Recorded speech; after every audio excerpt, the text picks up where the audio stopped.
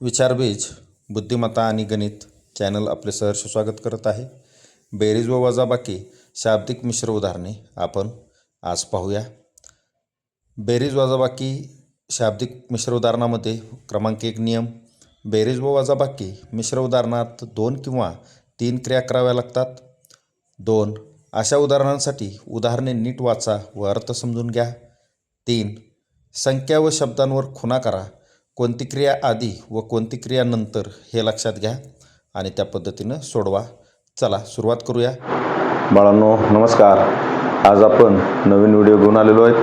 तुम्हाला त्याबद्दल माहिती देखील सांगितलेली आहे.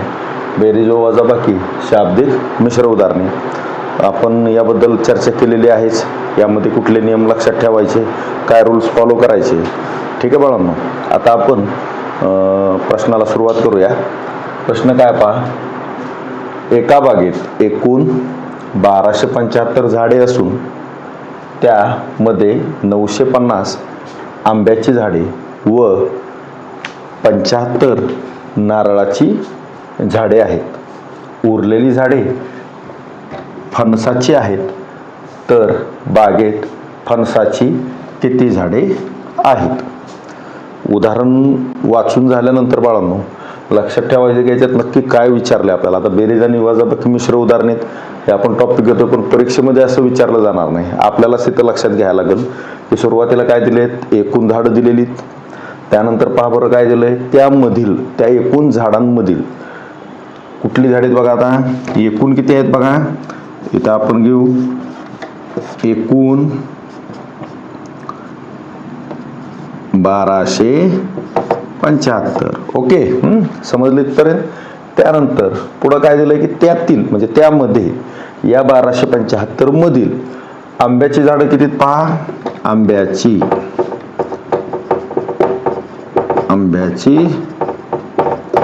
झाडे, तर आंब्याची झाडे आहेत बघा 950. ठीक आहे, आलं बरोबर.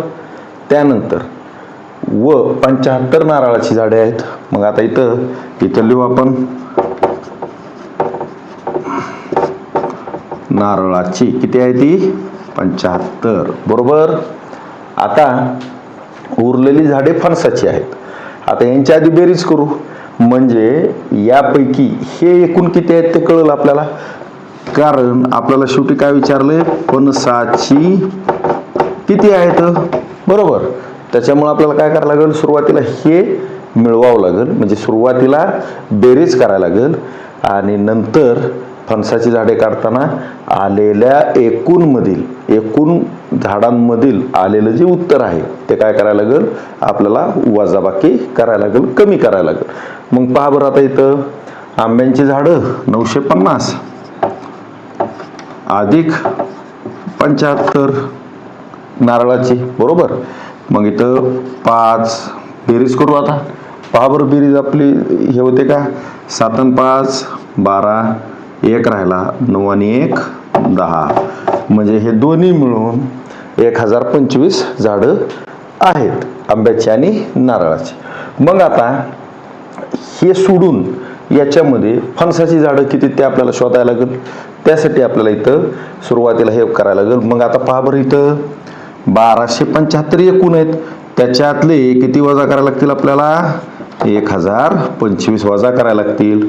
मग पहा बरं किती येतील, हे 0 7 मधून 2 गेले 5 राहिले, 2 मधून 0 गेला 2 राहिले, 1 मधून 1 गेला 0, तर 250 हे आलं. तर 250 कशाची झाडं आहेत, फणसाची झाडे आहेत. मग आपण याच्यात कोणकोणत्या क्रिया केल्या बाळांनो पहा बरं जरा. सुरुवातीला आपल्याला एकूण झाडे माहीत झाली. त्यानंतर त्यामध्ये आंब्याची आणि नारळाची झाडं किती आहेत ते त्यांनी सांगितलं आणि फणसाची झाडं काढायला सांगितली. मग आपण काय केलं, त्या नारळाची झाडं आणि आंब्याची झाडं यांची बेरीज केली. आलेली बेरीज किती आहे 1025. मग एकूण झाडांची संख्या आपल्याला माहिती आहे म्हणून त्या एकूण झाडांमधनं आंब्याची आणि नारळाच्या झाडांची आलेली बेरीज ही काय केली आपण वजा केली. आणि वजाबाकी केल्यानंतर आपलं उत्तर आपल्याला 250 मिळालं. म्हणजेच जी फणसाची झाडं आहेत ती किती आहेत? 250. मग इथं कोणकोणत्या क्रिया केल्या आपण? बेरीज आणि वजाबाकी. ठीक आहे बाळांनो, आता आपण पुढच्या उदाहरणाकडे जाऊ. आपण दुसरं उदाहरण पाहूया बाळांनो. तुमच्या परिचयाचं उदाहरण आहे. पहा, अमोलकडे 500 रुपये आहेत.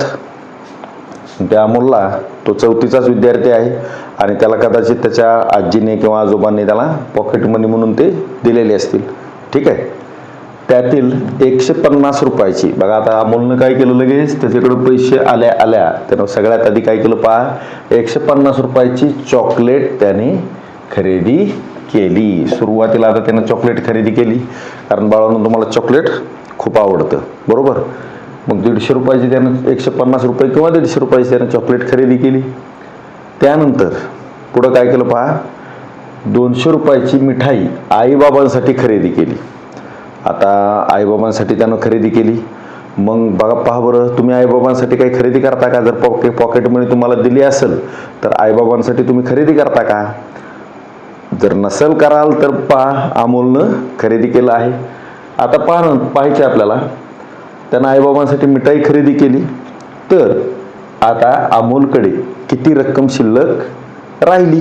म्हणजे कुठल्यापैकी राहिली? तर या 500 रुपयामध्ये. आता आपण गणित सोडवायला सुरुवात करूया. पहा बरं, एकूण किती रक्कम आहे त्याच्याकडं? एकूण रक्कम 500 रुपये. ठीक आहे. यातील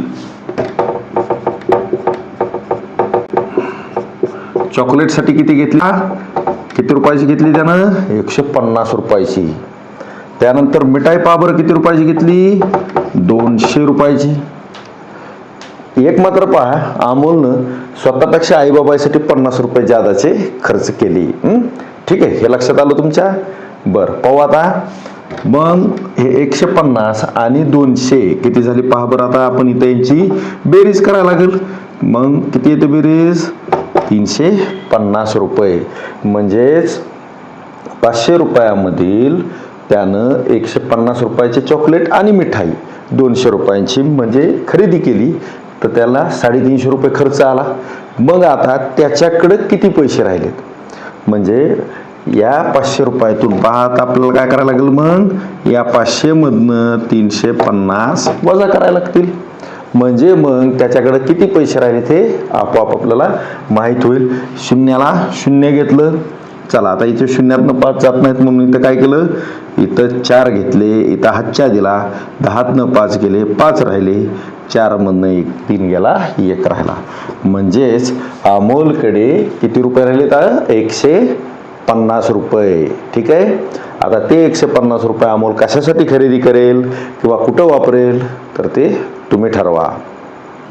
मिश्र उदाहरणातील आपण आता हे पुढचं उदाहरण पाहूया बाळांनो. एका गावची एकूण लोकसंख्या 19,567 आहे. त्यापैकी 8,507 पुरुष व 6,722 स्त्रिया व इतर मुले आहेत.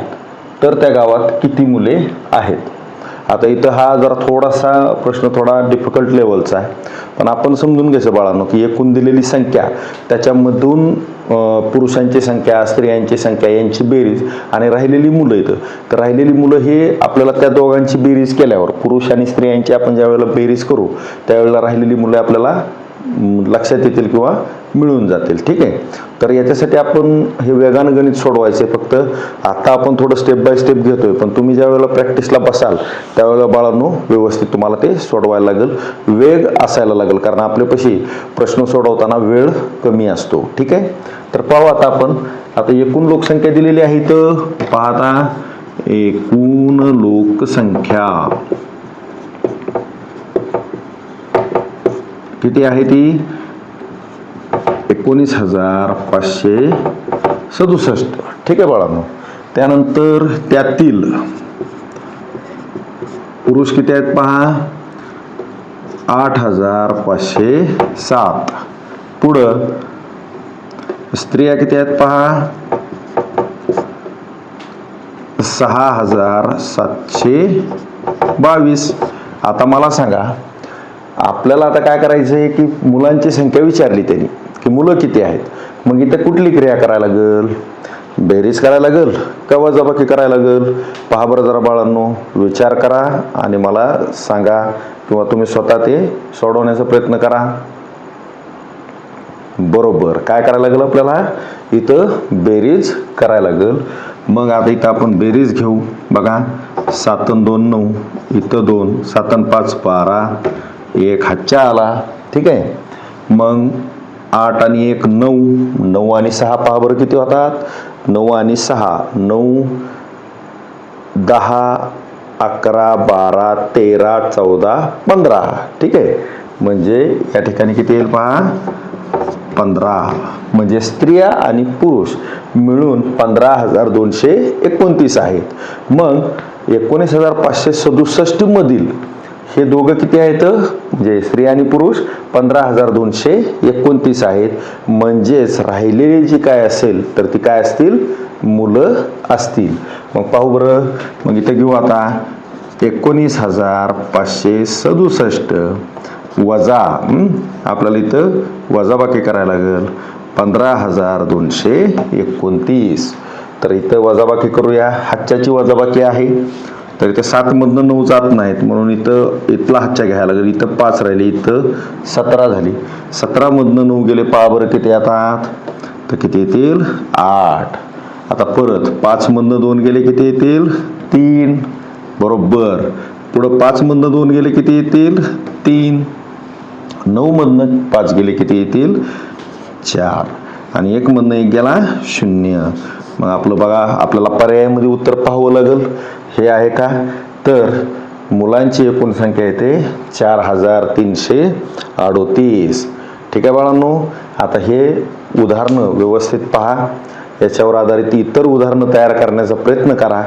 एकूण संख्या घेऊन त्यात समजा जसं आपण 2 नंबरचं गणित घेतलं होतं की अमोलनं 500 रुपयामधील 200 रुपयाची मिठाई आणि 150 रुपयाचे चॉकलेट खरेदी केले तर शिल्लक किती पैसे राहिले. तर तशा पद्धतीची तुम्ही उदाहरणं बनवू शकता का? जर बनवता येत असतील तर मला कमेंटमध्ये तशी उदाहरणं बनवून पाठवा किंवा घरी तुम्ही जास्तीत जास्त त्याची प्रॅक्टिस करा. भेटूया पुढच्या व्हिडिओमध्ये. तोपर्यंत अभ्यास व्यवस्थित करा.